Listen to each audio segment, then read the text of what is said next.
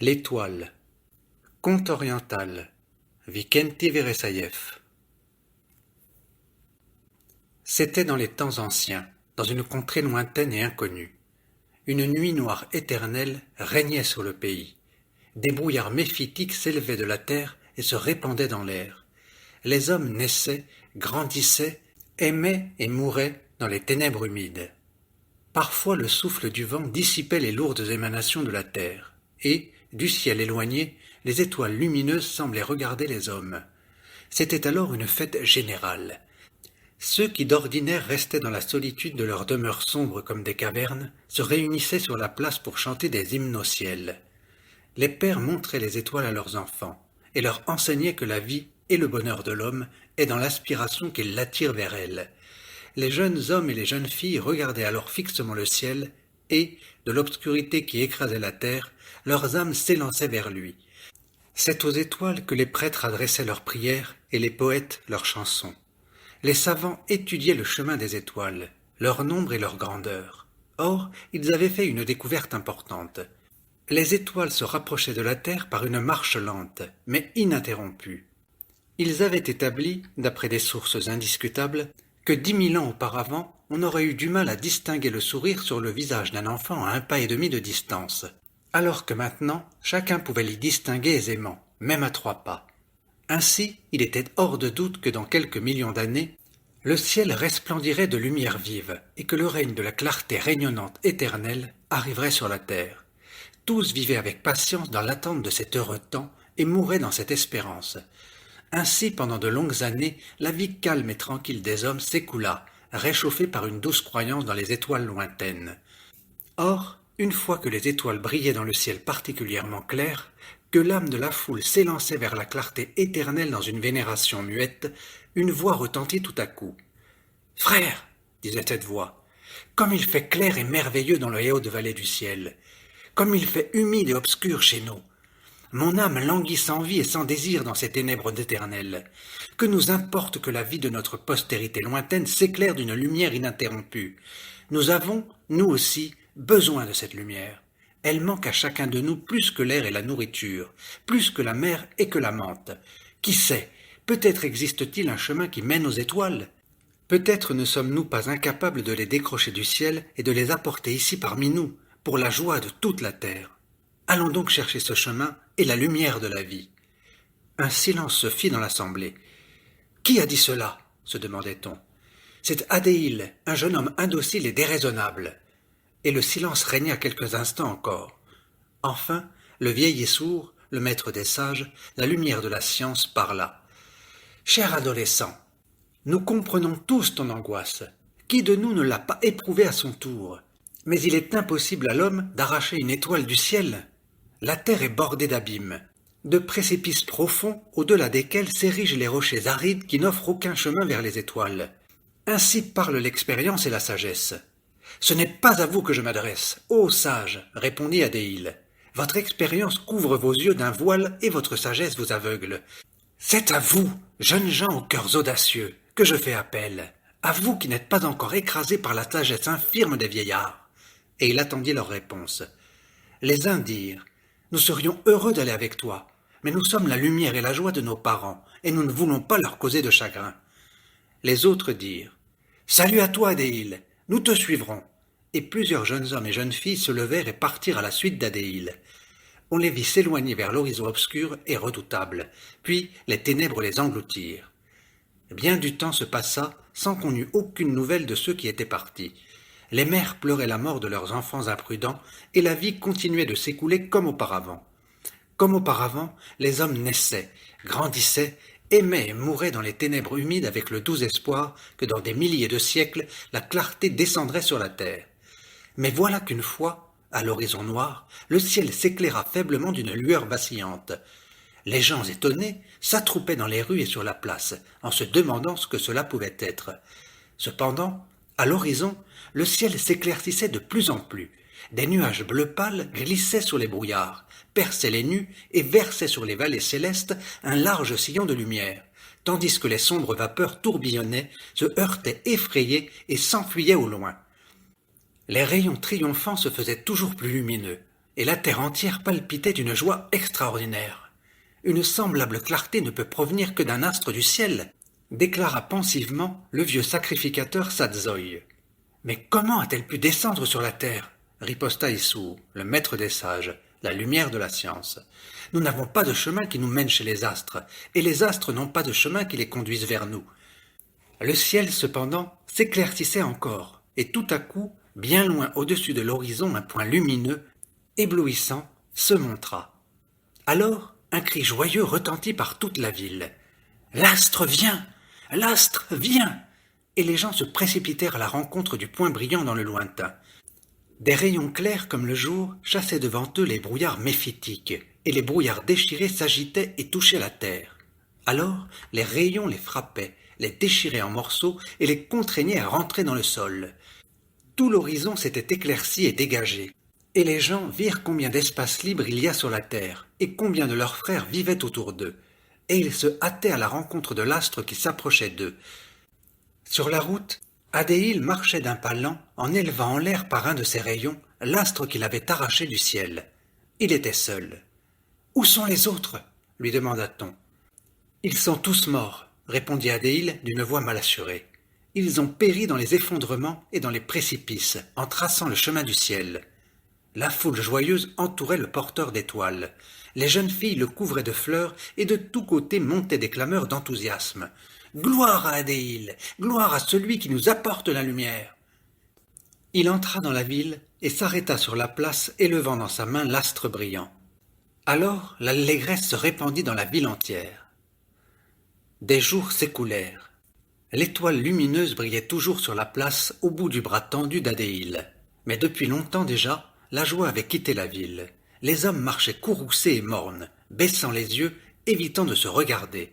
Lorsqu'ils devaient traverser la place, leurs yeux s'enflammaient d'une sombre haine à la vue d'Adéil. On n'entendait plus ni chansons, ni prières. Les brouillards méphitiques, dispersés par l'astre, avaient fait place à une haine sinistre qui s'épaississait, grandissait et s'étendait à tel point qu'on ne pouvait plus vivre sous son poids. Et voilà qu'un homme accourut sur la place. Ses yeux étaient brillants et son visage contracté par cette haine qui déchirait son âme. « À bas l'astre! À bas le porteur d'étoiles maudit !» criait-il dans la folie de sa rage. « Frère, est-ce que ce n'est pas le cri de toutes les âmes qui se fait entendre par ma bouche? À bas l'étoile! À bas la lumière! Elle nous a privés de la vie et de la joie. Nous vivions paisibles et tranquilles dans les ténèbres. Nous aimions nos chères demeures, notre vie calme. Regardez ce qui est arrivé. Elle est venue, la lumière. Et maintenant, nous ne nous trouvons plus de consolation en rien. Nos maisons nous apparaissent sales et laides. Les feuilles des arbres sont ternes et gluantes comme le ventre des grenouilles. Regardez la terre. Elle est toute couverte d'une boue sanglante. D'où vient ce sang? Qui le sait? Voyez, il se colle à nos mains. Son odeur nous poursuit jusque pendant nos repas et notre sommeil. Il empoisonne jusqu'à nos humbles prières aux étoiles. Et nulle part on ne peut se sauver de cette lumière effrontée qui pénètre partout. Elle entre dans nos maisons tout engluée de boue, de cette boue rouge qui couvre les murs et les fenêtres et s'entasse en masse puante dans les coins. Nous ne pouvons plus embrasser nos bien-aimés. Sous la clarté de l'étoile d'Adéil, elles paraissent plus répugnantes que le ver sépulcral. Leurs yeux sont pâles comme ceux des cloportes, leurs corps mous sont tout recouverts de taches et luisants de moisissures. Nous-mêmes, nous ne pouvons plus nous regarder. Ce ne sont plus des hommes que nous avons devant nous, mais la parodie injurieuse des hommes. Chacun de nos secrets, chacun de nos mouvements cachés est éclairé par cette lumière inflexible. Il n'est plus possible de vivre. À bas le porteur d'étoiles et que périsse la lumière. À bas! Cria toute la foule. Et vive l'ombre! La lumière des étoiles n'apporte aux hommes que le malheur et la malédiction. Mort au porteur d'étoiles! Et la foule s'agitait menaçante, essayant de se griser de ses rugissements de rage et de vaincre l'effroi que lui causait ce blâme immense prononcé contre la lumière, et elle s'avançait vers Adéil. Mais l'astre brillait dans sa main d'une clarté mortelle, et nul n'osait s'approcher de lui. Soudain, la voix du sacrificateur Sadzoï se fit entendre. « Frère, arrêtez-vous! Vous chargez votre âme d'un grave péché en maudissant la lumière. Qui prions-nous? Qui nous fait vivre, sinon la lumière? Mais toi aussi, mon fils, tu as péché comme eux en descendant l'étoile sur la terre, continua-t-il en s'adressant à Adéil. Il est vrai que le grand Brahma a dit « Heureux celui qui s'élance vers les étoiles ». Mais les hommes, dans leur sagesse téméraire, ont mal compris la parole de celui qui est universellement aimé. Les élèves de ces élèves ont expliqué la parole de celui qui est toute sagesse. L'homme doit s'élancer vers les étoiles, mais seulement par ses pensées, et l'obscurité de la terre est aussi sacrée que la lumière du ciel, et ton esprit emporté à mépriser cette pensée. Repens-toi donc, ô mon fils, jette l'étoile, et que la paix d'autrefois règne de nouveau sur la terre. Crois-tu donc que même si je la jette, la paix de la terre ne soit pas à jamais perdue? Demanda Adéil en souriant.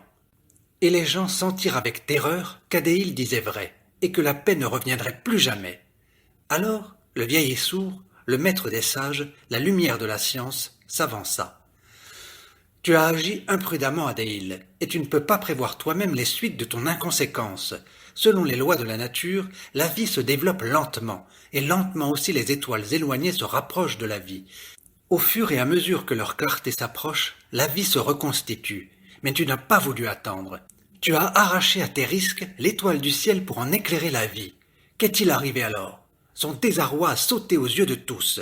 Elle s'est montrée sale, pitoyable et laide.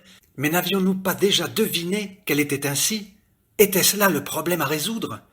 Ce n'est pas une grande sagesse que d'arracher une étoile du ciel pour en éclairer les difformités de la vie. Occupe-toi plutôt du travail sale et difficile de sa réorganisation.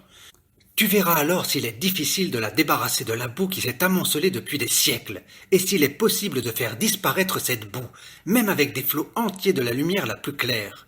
Que d'inexpérience enfantine! Quelle mauvaise compréhension des conditions et des lois de l'existence! Ainsi, au lieu de la joie, tu as apporté la tristesse sur la terre. Au lieu de la paix, tu y as apporté la guerre. Pourtant, même à présent, tu peux être encore utile dans la vie. Brise ton étoile, prends-en seulement un petit éclat, et de cet éclat tu éclaireras la vie juste autant qu'il faut pour y accomplir un travail fécond et raisonnable. Tu as raison, Issour, répondit Adéil. C'est la tristesse et non la joie, la guerre et non la paix que cette étoile a apporté sur la terre. Certes, je ne prévoyais pas cela. Lorsque j'escaladais les sommets des rochers qui mènent aux étoiles et que je voyais mes camarades tomber autour de moi dans l'abîme, je pensais, soit qu'un seul de nous atteigne le but et apporte l'étoile sur la terre. Et alors, grâce à sa clarté lumineuse, la vie sera brillante et claire. Mais lorsque je me suis trouvé debout sur la place, j'ai compris que mes rêves étaient chimériques. J'ai compris que vous aviez besoin que la lumière soit seulement dans le ciel, et inaccessible pour vous incliner devant elle dans les moments solennels de votre vie. Sur la terre, vous préférez cette obscurité dans laquelle on peut se cacher des autres. Le principal est d'être satisfait de soi-même, de sa vie rongée de moisissures. Mais j'ai senti aussi, mieux qu'avant, qu'il est impossible de vivre de cette vie qui clame incessamment sa misère au ciel, par chaque goutte de sa boue sanglante, par chaque tache de sa moisissure grise. Du reste, je peux vous consoler, mon étoile ne brillera pas longtemps. Là-haut, dans le ciel éloigné, les astres sont suspendus et luisent d'eux-mêmes. Mais celui-ci qui est arraché du ciel et apporté sur la terre ne peut briller qu'en se nourrissant seulement du sang de son porteur. Je sens que ma vie monte de mon corps vers l'étoile, comme par une mèche, et s'y consume. Bientôt, elle sera consumée tout entière. Or, on ne peut transmettre l'étoile à personne. Elle s'éteint avec la vie de son porteur, et chacun doit la conquérir de nouveau. Et c'est à vous, gens honnêtes et audacieux de cœur, c'est à vous que je m'adresse. À vous qui, connaissant la lumière, ne voudrez plus vivre dans l'obscurité. Allez sur la grande route et apportez ici de nouveaux astres. Certes, votre chemin sera difficile et long. Pourtant, il sera déjà moins aride pour vous que pour nous, qui avons péri les premiers. Les sentiers sont tracés, les chemins marqués. Vous reviendrez avec des étoiles et leur lumière ne cessera plus de briller sur la terre. Alors, sous cette lumière continuelle, la vie d'aujourd'hui deviendra impossible. Les marais se dessécheront, les brouillards sombres se dissiperont, les arbres commenceront à verdir avec plus d'éclat. Et ceux qui, dans leur rage, se précipitent maintenant sur l'étoile, se mettront eux-mêmes à la réorganisation de la vie. Leur haine d'aujourd'hui ne vient que de ce qu'ils sentent sous la lumière, l'impossibilité de vivre comme ils vivent. Alors leur vie sera grande et pure, et elle apparaîtra plus belle sous la lumière rayonnante des astres alimentés de votre sang. Et lorsque le ciel étoilé descendra chez nous pour éclairer la vie, il la trouvera digne de lumière, et votre sang ne sera déjà plus nécessaire pour alimenter cette lumière éternelle et continue. La voix d'Adéil s'éteignit. Les dernières gouttelettes de son sang quittèrent son visage pâle. Les genoux du porteur d'étoiles fléchirent, et il tomba en entraînant son étoile. Elle tomba, grésilla dans la boue sanglante, et s'éteignit. De tous côtés, les ténèbres affluèrent et se refermèrent autour de l'astre éteint. Les brouillards ranimés s'élevèrent de la terre et tourbillonnèrent dans l'espace. Les étoiles impuissantes luisaient faiblement au travers dans le ciel lointain. Les années s'écoulèrent. Comme auparavant, les gens naquirent, grandirent, aimèrent et moururent dans les ténèbres humides. Comme auparavant, la vie sembla calme et paisible. Mais une inquiétude profonde, un désir inassouvi la rongeait dans l'obscurité. Les gens essayaient en vain d'oublier ce que l'astre avait éclairé de sa clarté passagère. Les joies calmes d'auparavant étaient empoisonnées. Le mensonge se glissait partout. En priant avec vénération les étoiles lointaines, l'homme pensait « Et s'il se trouvait soudain un être assez insensé pour apporter cette étoile ici chez nous ?» Alors sa langue s'embarrassait. Un frisson de crainte remplaçait l'essor pieux. Le père enseignait à son fils que la vie et le bonheur de l'homme sont dans l'aspiration qui l'attire vers les étoiles. Et tout à coup, une pensée traversait son esprit. Si vraiment mon fils, illuminé par cette aspiration, partait comme Adéile à la recherche d'un astre et l'apportait sur la terre. Alors, il se hâtait de lui expliquer que la lumière est bonne, mais qu'il est fou d'essayer de la descendre sur la terre. Et il lui racontait qu'il s'était trouvé des insensés qui l'avaient tenté, mais qu'ils avaient péri sans gloire et sans utilité pour la vie. Les sacrificateurs enseignaient également cela, et les savants le démontraient, mais ces sermons résonnaient inutilement. À chaque instant, la nouvelle se répandait qu'un jeune homme ou une jeune fille avait quitté le toit paternel. Pour aller où? Peut-être sur le chemin montré par Adéile. Et les gens sentaient avec effroi que si la lumière recommençait à briller sur la terre, il faudrait se mettre bon gré mal gré au grand travail, et qu'on ne pouvait le fuir nulle part. Avec une inquiétude confuse, ils interrogeaient le lointain du regard, et il leur semblait apercevoir, au-dessus de l'horizon, le reflet vacillant des étoiles qui s'approchaient.